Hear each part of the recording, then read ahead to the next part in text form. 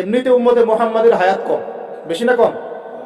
আগেকার উম্মত হাজার হাজার বছর বেঁচেছে, তাই না? 500, 200, 300, 400, 500 বছর বেঁচেছে। তা আমাদের 60-70 বছর। এর মধ্যে যদি এই সুযোগগুলো কাজে না লাগাই তাহলে হবে? আল্লাহ পাক আমাদেরকে এইভাবে আমলের মৌসুম খুঁজে খুঁজে আমল করার তৌফিক দান করুন। প্রতিদিন আমরা একটা করে হজ আর একটা করে উমরা করতে পারি। প্রতিদিন একটা করে হজ, একটা করে উমরা করা সম্ভব। বলতে পারেন ভাই কিভাবে? এই হাদিসটা শুনুন। আল্লাহর নবী মুহাম্মদ সাল্লাল্লাহু আলাইহি ওয়াসাল্লাম বলেছেন, আমি এবার সবগুলো বলতে গেলে অনেক সময় যাবে, খুব সংক্ষিপ্ত করে বলছি। যে ব্যক্তি ফজরের নামাজ জামাতের সাথে পড়ে, বলেন আমার সাথে, যে ব্যক্তি ফজরের নামাজ জামাতের সাথে পড়ে, এরপর সালাম ফিরানোর পরে ওই জায়গায় বসে থাকে, সালাম ফিরানোর পর ওখানেই বসে থাকে, বসে বসে আল্লাহ পাকের জিকির আজগার তাসবিহ তাহলিল করতে থাকে। ধরেন আপনি আয়াতুল কুরসি পড়লেন, 3 কুল পড়লেন, ঠিক আছে, আপনি সুবহানাল্লাহ পড়ছেন, আলহামদুলিল্লাহ পড়ছেন, আল্লাহু আকবার পড়ছেন, মানে যেগুলো জিকির আজগার, মাসনুন জিকির আজগার, যেগুলো অথেন্টিক প্রমাণিত। প্রয়োজনে বসে কোরআন তেলাওয়াত করলেন, কিছুক্ষণ আল্লাহর কাছে দোয়া করলেন, এভাবেও হতে পারে। এভাবে করার পর সূর্য উঠে গেল। ধরেন জামাত আপনাদের এখানে কয়টায় হয়? হ্যাঁ, 5:50 বা 55 এরকম না? সূর্যোদয় তো হচ্ছে এখন প্রায় 6:30 কি 40-এর দিকে। ধরেন 7টা পর্যন্ত আপনি জিকির আজগার করলেন, নামাজ ধরলেন, ধরে সকাল 7টা পর্যন্ত ওইখানেই আপনি আছেন মসজিদে, জিকির আজগার করছেন, তাসবিহ তাহলিল করছেন, কোরআন তেলাওয়াত করছেন, একটু দোয়া করছেন, ঠিক আছে? এই সময়টা কাজে লাগে না। সূর্য উঠে গেল, ওঠার পরে আপনি মাত্র 2 রাকাত নামাজ পড়লেন, এই নামাজটাকে বলে ইশরাকের নামাজ। কিসের নামাজ? ইশরাক। এবার আপনি চলে গেলেন, মসজিদ থেকে বের হলেন, নবী সাল্লাল্লাহু আলাইহি ওয়াসাল্লাম বলছেন এই ব্যক্তির আমলনামায় একটা কবুল হজ, একটা কবুল উমরা নেকি দেওয়া। এইগুলো পাওয়া যাবে? একটা হজ করা 4 টাকারই কথা? সবার তো তৌফিকও হয় না, হয়? অনেকের টাকা আছে, হজ করতে পারে না, আছে না? অনেকের টাকা আছে, হজ করতে পারে না, সামর্থ্য আছে, যেতে পারে না। অনেকের শেষ বয়সে শরীর কুলায় না, আর হজ উমরার কাজগুলো একটু কষ্ট আছে। এগুলো বৃদ্ধ বয়সে যারা যান তাদেরকে বেগ পেতে হয়, ইমানের জোরে তারা করেন, কিন্তু শারীরিক কষ্ট আছে। এই কাজগুলো যুবক বয়সে করা উচিত। আল্লাহ পাক আমাদের সবাইকে এই যৌবনে হজ করার তৌফিক দান করে। যারা আল্লাহর ঘর দেখে নাই তাদেরকে আল্লাহর ঘর দেখার তৌফিক দান করে। তো এই আমলগুলো আমরা ছাড়বো না ইনশাআল্লাহ। আরেকটা আমল আমি বলে দেই, এটাও খুব গুরুত্বপূর্ণ একটা আমল, আর আমি যা বলছি আল্লাহ পাক যেন আমাকে আমল করার তৌফিক দান করে। আল্লাহ রাব্বুল আলামিন আরেকটা হাদিসের মধ্যে, কুদসির মধ্যে বলছেন যে রাত যখন শেষ অংশ আসে, রাতের শেষ অংশে আল্লাহ পাক বলছেন, রাতের শেষ অংশে আল্লাহ রাব্বুল আলামিন প্রথম আসমানে নেমে আসেন। আর কিভাবে আল্লাহ নেমে আসেন এটা ব্যাখ্যা করার দরকার নাই। এটা যারা ব্যাখ্যা করতে যাবে গোমরা হয়ে যাবে, ঠিক আছে? কোনো দরকার নেই। আল্লাহ বলেছেন আমি নেমে আসি, কিভাবে আসেন আল্লাহ ভালো জানে। আল্লাহ তার শান অনুযায়ী, তার শওকাত অনুযায়ী এটাকে বাস্তবায়ন করবেন, আমাদের ভাবার দরকার নেই, ঠিক আছে? কয়েকটা বিষয় নিয়ে খুব বেশি ভাবতে যাবেন না। আল্লাহ পাক কেমন, আল্লাহ কোত্থেকে আসলো, ঠিক আছে? আল্লাহ পাক মানে আল্লাহর হাত কেমন, আল্লাহর চেহারা কেমন, আল্লাহ কেমন, অবয়ব আছে কি নাই, এত কিছু ভাবার দরকার নেই। যারা এগুলো নিয়ে বেশি ভাবতে গিয়েছে গোমরা হয়ে গেছে। আল্লাহ আল্লাহর মতো। আল্লাহ কার মতো?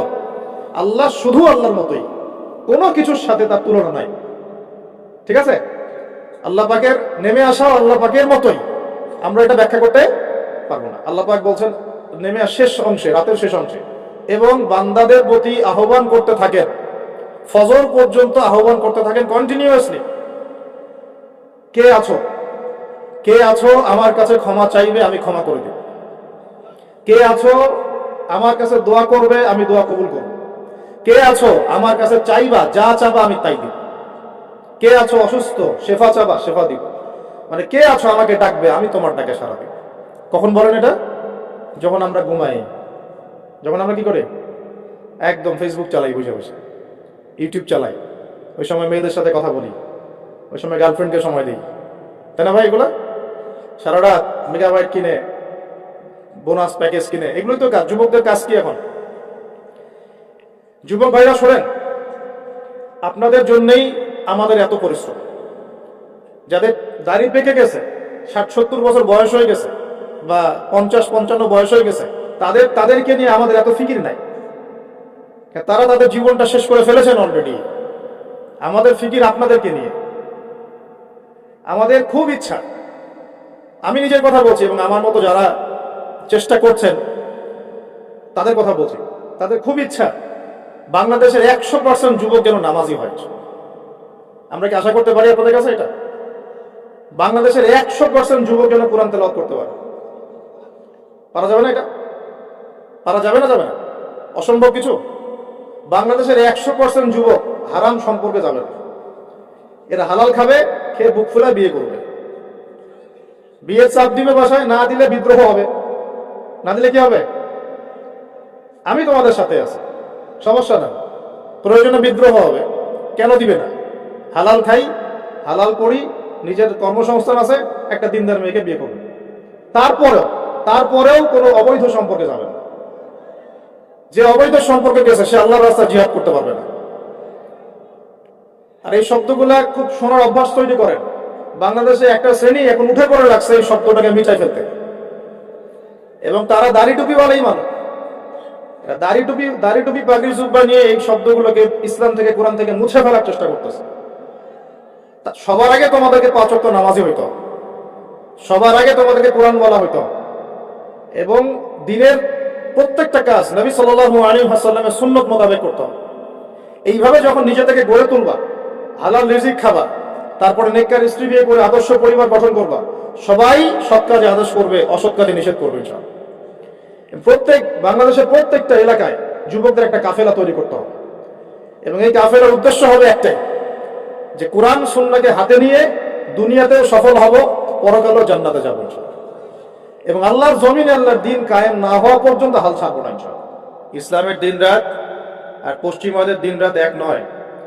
ইসলামে দিন শুরু হয় সূর্য ডুবলে। সূর্য ডুবে গেছে মানে দিন শেষ, নতুন দিন শুরু হলো। তো আমরা এখন জুমার রাতে আছি না নাই? আছি। তো জুমার রাত চলছে, আগামীকাল জুমার দিন। তা আমাকে বলা হয়েছে যে আপনাদের এলাকায় একটা সমস্যা, যে জুমার নামাজের আগে আগে আপনারা মসজিদে আসেন। কথা কি সত্য না মিথ্যা? হ্যাঁ, সত্য না মিথ্যা? ধমক দিব না, আগে একটা ফজিলত বলি, শুনেন। নবী সাল্লাল্লাহু আলাইহি ওয়াসাল্লাম বলেছেন, বলেন সাল্লাল্লাহু আলাইহি ওয়াসাল্লাম, জুমার দিনে যে ব্যক্তি সকাল সকাল গোসল করে, বলেন আমার সাথে, জুমার দিন যে ব্যক্তি সকাল সকাল গোসল করে। আলোচনা তো খালি শুনলেই হবে না, মনেও রাখতে হবে, এই জন্য আমার সাথে বললে মনে থাকবে ইনশাআল্লাহ।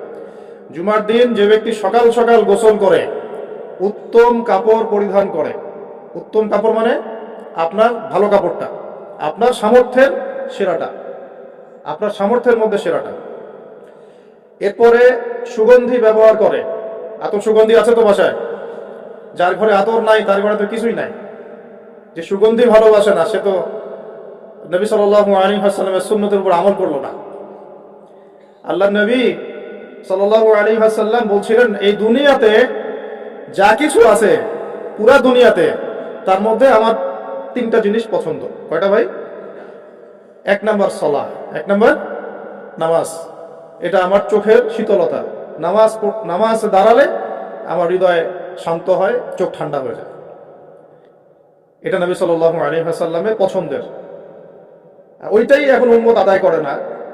তো সেই উম্মত মাইর খাবে না তো কে মাইর খাবে? কথা বলেন। যে উম্মত নামাজ পড়ে না সেই উম্মত মাইর খাবে না তো কে মাইর খাবে? ওইদিকে পরে আসছে, আগে হাদিসটা বলে নেই। 2 নাম্বার, এই পুরা দুনিয়ার মধ্যে আমার পছন্দ হচ্ছে সুগন্ধি। কি পছন্দ? সুগন্ধি। 10টা টাকা যদি আর্ন করেন, 1 টাকা সুগন্ধি কিনেন, সুন্নত। সুগন্ধি সাথে রাখতে হয়, ব্যবহার করতে হয়, মনটাও ভালো থাকবে। আর সুগন্ধি বেশি ইউজ করলে রোগ ব্যাধিও কম হয়, কারণ রোগ ব্যাধি মনের সাথে সম্পৃক্ত। দুর্গন্ধময় জায়গায় থাকলে আপনার রোগ ব্যাধি বেশি হবে। এই জন্য পরিষ্কার পরিচ্ছন্ন থাকতে হবে, একদম টিপটাপ পরিপাটি। এটা হলো মুসলমানদের চরিত্র। আল্লাহ পাক তৌফিক দান করুন। 3 নাম্বার হচ্ছে স্ত্রী। 3 নাম্বার কি? স্ত্রী। স্ত্রীরা আমার পছন্দ। নবী সাল্লাল্লাহু আলাইহি ওয়াসাল্লামের এই 3টা জিনিস পৃথিবীতে পছন্দ ছিল, পুরা দুনিয়ার সবকিছুর মধ্যে। এখান থেকে বললাম, জুমার দিনে যে ব্যক্তি সকাল সকাল গোসল করে, উত্তম কাপড় পরিধান করে, আতর খুশবু ব্যবহার করে, বাহনে চড়ে নয়, পায়ে হেঁটে মসজিদে যায়। কিসে করে? পায়ে হেঁটে মসজিদে যায়, এবং খতিব ইমাম সাহেব খতিবের কাছাকাছি বসে, দূরে দূরে নয়, যতটা পারে কাছে বসে। আর এই কাছে বসতে গিয়ে মানুষের ঘাড় ডিঙানো যাবে না। যদি আপনার আগে কেউ চলে যায় তার ঘাড় ডিঙানো যাবে না, এটা অন্যায়। যদি আপনার আগে চলে যায় তাহলে সে আগে বসার অধিকার রাখে। তো ঘাড় না ডিঙিয়েই যদি যাওয়া যায়, যতটা সামনে যাওয়া যায় ইমামের কাছাকাছি বসে। এরপর ইমাম সাহেব খুতবা শুরু করলে মনোযোগ দিয়ে খুতবা শোনে। ইমাম সাহেব খুতবা শুরু করলে দিলের কান দিয়ে মনোযোগ দিয়ে খুতবা শোনে। খুতবা চলাকালীন কাউকে ডিস্টার্ব করে না, কাউকে কষ্ট দেয় না। মোবাইল টিপার তো কষ্টই ওঠে না, কাউকে কষ্টও দেয় না। এবং ইমামের সাথে নামাজ আদায় করে। কয়টা কাজ বললাম আমার সাথে গোনেন? সকাল সকাল গোসল করে, তারপরে উত্তম কাপড় পরিধান করে, তারপরে আতর খুশবু ব্যবহার করে, পায়ে হেঁটে মসজিদে আসে এবং ইমামের কাছাকাছি বসে ইমামের সাথে নামাজ শেষ করে।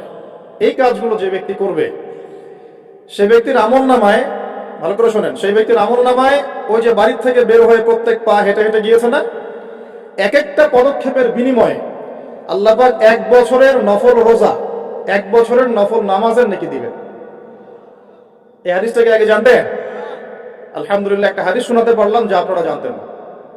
আল্লাহ পাক এই হাদিসের উপর আমাকে আপনাকে সবাইকে আমল করার তৌফিক দান করুন। তাহলে এখন কি দেরি করে যাবেন না আগে আগে যাবেন?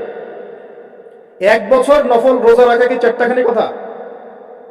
1 বছর নামাজ পড়া কি চারটাখানি কথা? কন্টিনিউয়াসলি, কোনো ঘুম নাই, ক্লান্তি নাই, কন্টিনিউয়াসলি নামাজ পড়েছে 1 বছর, কন্টিনিউয়াসলি রোজা রেখেছে, একদিনও বাদ দেয় নাই, চারটাখানি কথা? প্রত্যেক পদক্ষেপে পাবেন ইনশাআল্লাহ এই কাজগুলো আমল করলে। আরেকটা হাদিসে আসছে যে সবার আগে মসজিদে ঢুকবে সে একটা উট কুরবানির নেকি পাবে। তারপরে যে যাবে সে একজন গরু, একটা গরু কুরবানির নেকি পাবে। তারপরে একটা খাসি, তারপরে একটা মুরগি, এইভাবে করতে করতে করতে ডিম পর্যন্ত আসবে। এরপরে ইমাম যখন খুতবা শুরু করে দিবে তখন ফেরেশতারা খাতা বন্ধ করে ফেলেন। এই যে ভালো করে শোনেন, ফেরেশতা মণ্ডলী জুমার দিনে দরজার সামনে দাঁড়িয়ে থাকেন, মসজিদের দরজায় দাঁড়িয়ে থাকেন। কে আগে ঢুকলো সেটা লিখেন। এই যে আব্দুর রহমান আগে ঢুকেছে, এই যে আব্দুল্লাহ পরে ঢুকেছে 2 নম্বরে, আব্দুর রহিম 3 নম্বরে, এইভাবে লিখেন। তারপর যখন ইমাম খুতবা শুরু করে দেন তখন খাতাটা বন্ধ করে তারা খুতবা শুনতে বসে যান। এরপরে যারা আসে তাদের নাম ওই লিস্টে আর ওঠে না। নামাজের নেকি পান, ফরজ আদায় হয় ঠিকই, কিন্তু খুতবা এবং জুমার নেকিটা আপনি হারিয়ে ফেলেন। তাহলে এখন আমরা